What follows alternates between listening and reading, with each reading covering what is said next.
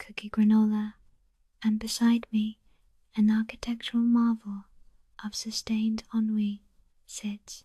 I, chocolate sea smoke, whose gaze, once directed toward the oceanic expanse of genuine despair, is now fixed upon the minuscule, the almost negligible, the 1/8 ounce bottle of Louisiana-style pepper sauce, a crimson vestige wrenched, and I use that verb with the full, sickening weight of its implications from the desiccated husk of a military MRE kit, itself rescued in a final, ignominious transaction from the fluorescent purgatory of Ocean State job lot for a $4 bill that smells faintly of regret and discount plastic.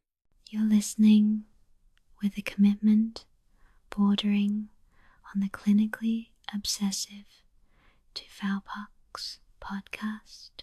In the question, chocolate sea smoke that hangs in the air, a drop of perfectly spherical, highly acidic liquid poised above the abyss of our collective consumer consciousness, is this: what is the semiotic function of that diminutively proportioned condiment bottle?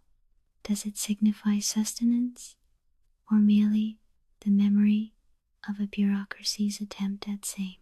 Is its tiny heat a metaphor for the last spark of individualism in the face of absolute systemic blandness?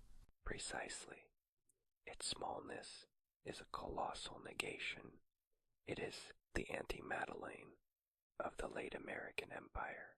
You uncork it, expecting the dizzying Proustian rush of childhood memory, but instead, you get only the sharp, vinegary scent of institutional compromise.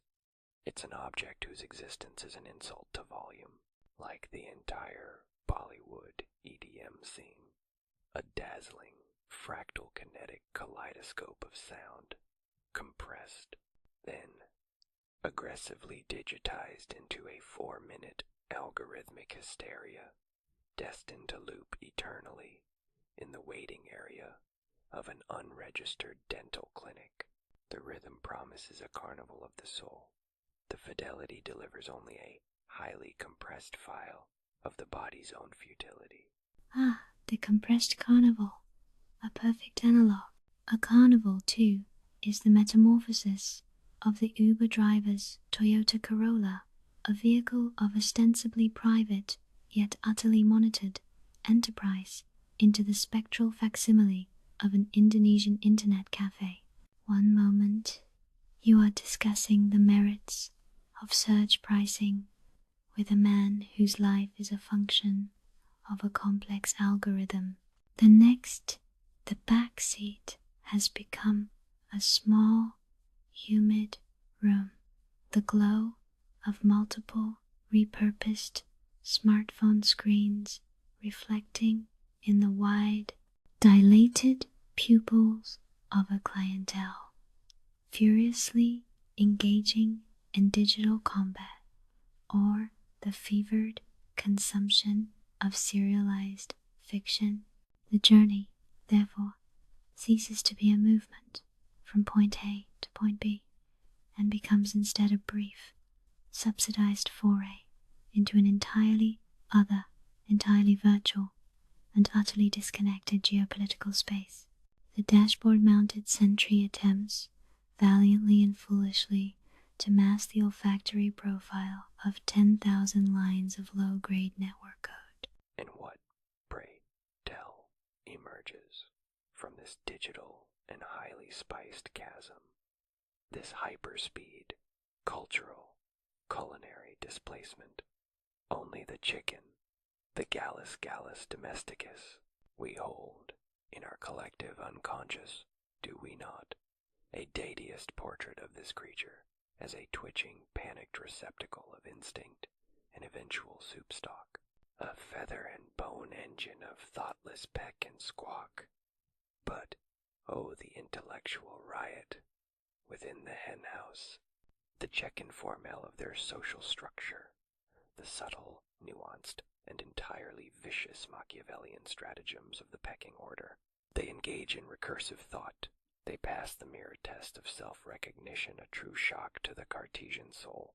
They mourn. They plan.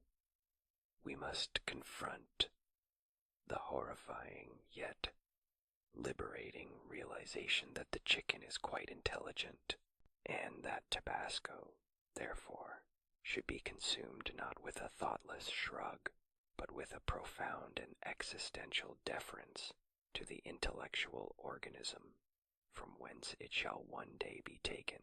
Indeed, the chicken is a sentient being. The Tabasco is a tiny, fiery lie. The Uber is an internet cafe in motion, and the Bollywood beat pounds out the rhythm of our collective, inevitable disintegration. Until the next, less spicy revelation.